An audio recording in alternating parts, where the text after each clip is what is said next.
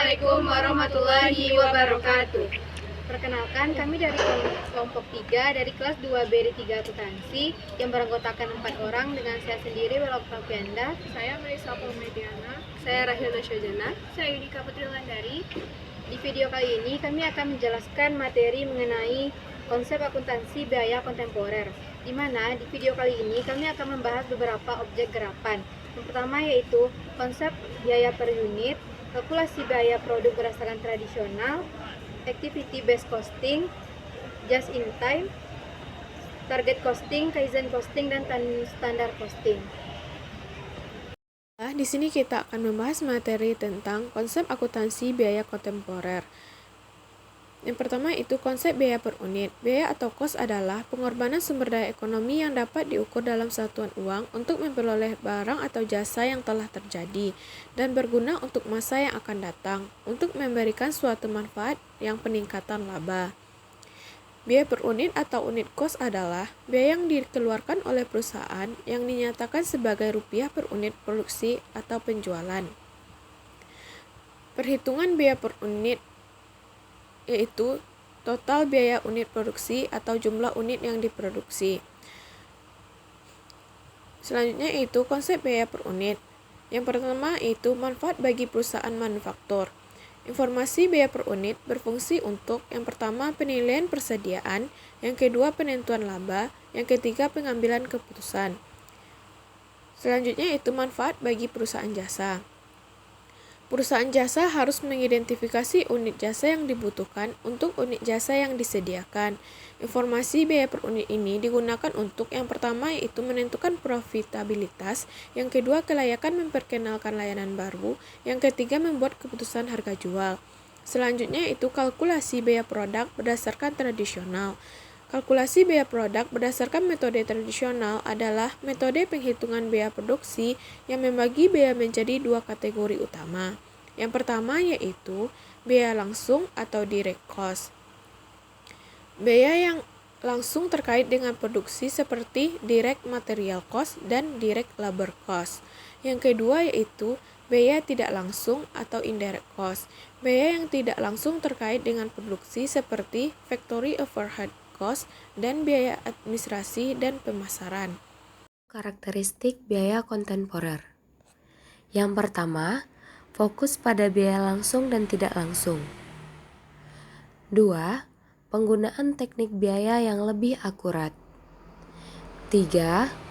Pengintegrasian dengan sistem informasi akuntansi. 4. Orientasi pada keputusan. 5. Perhitungan biaya berdasarkan aktivitas. Langkah-langkahnya yaitu, yang pertama, mengidentifikasi biaya langsung dan tidak langsung. Yang kedua, menghitung biaya total produksi dengan menjumlahkan biaya langsung dan tidak langsung. 3. Menghitung biaya per unit produk dengan membagi biaya total produk dengan jumlah unit produk yang dihasilkan. Rumus perhitungannya, untuk biaya total produksi, biaya langsung ditambah dengan biaya tidak langsung. Sedangkan untuk biaya per unit produk, biaya total produksi dibagi dengan jumlah unit produk. Contohnya, perusahaan XYZ memproduksi 1000 unit produk dengan biaya bahan baku Rp500.000, biaya tenaga kerja langsung Rp300.000, biaya overhead pabrik Rp200.000. Maka, untuk biaya total produksinya, biaya bahan baku ditambah biaya tenaga kerja langsung ditambah biaya overhead pabrik. 500.000 ditambah 300.000 ditambah 200.000 sama dengan 1 juta. Sedangkan biaya per unit produk, biaya total produksi dibagi dengan jumlah unit produk. 1 juta dibagi dengan 1000 unit, maka didapat hasil 1000 per unit. Selanjutnya, keterbatasan sistem akuntansi biaya tradisional. Yang pertama, distorsi biaya.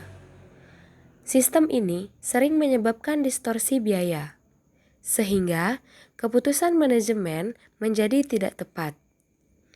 Yang kedua, Alokasi biaya overhead.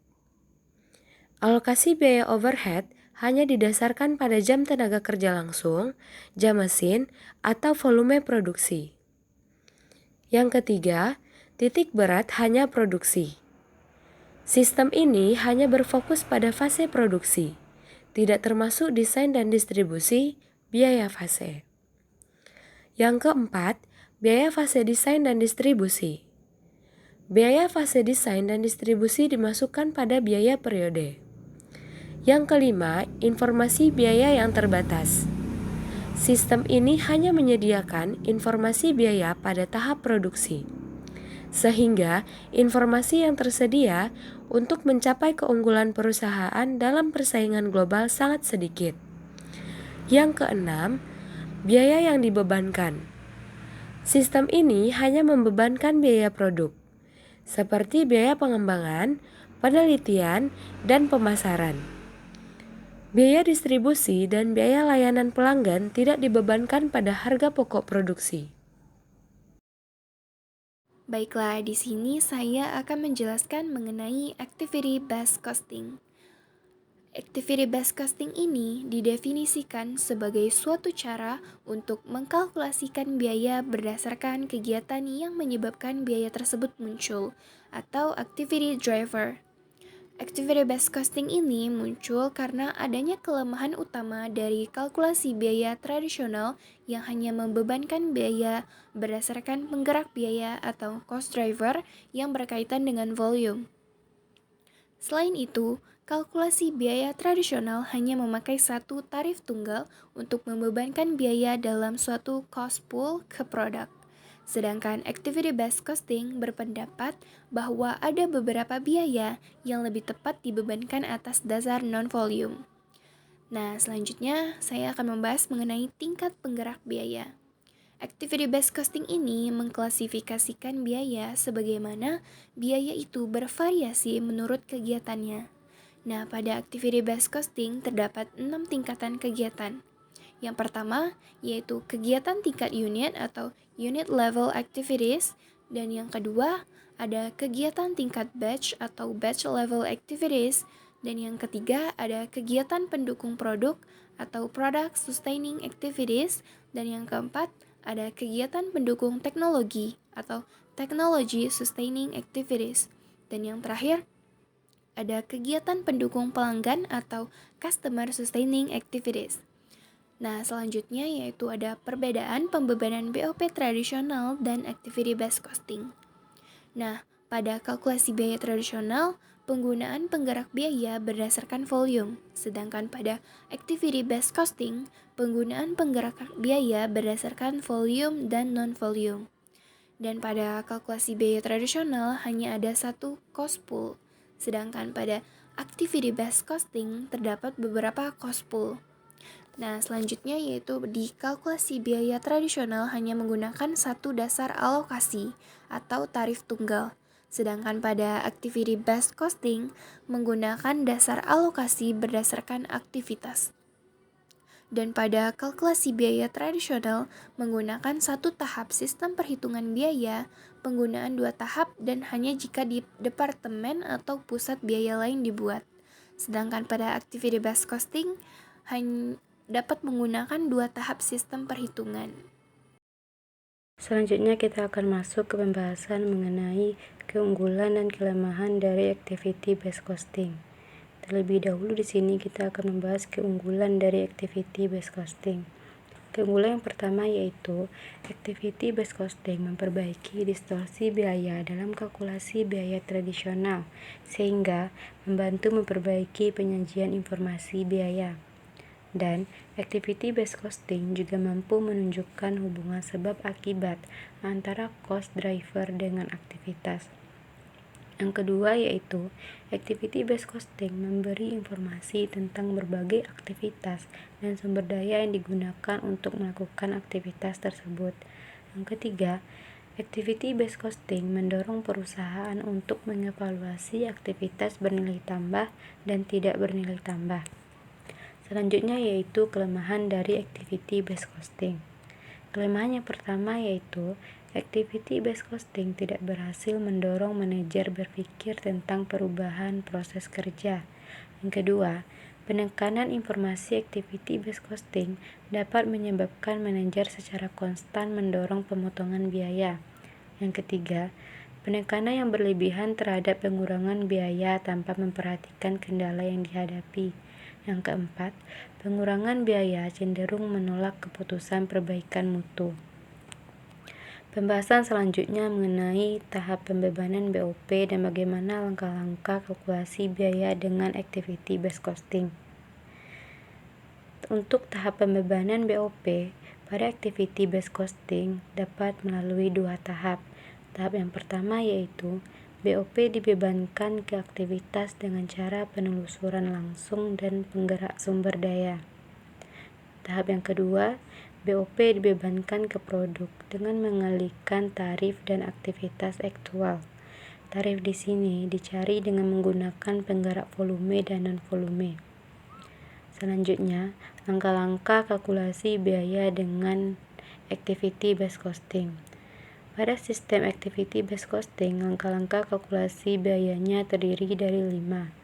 Langkah yang pertama yaitu identifikasi aktivitas. Yang kedua, tentukan biaya dari aktivitas tersebut.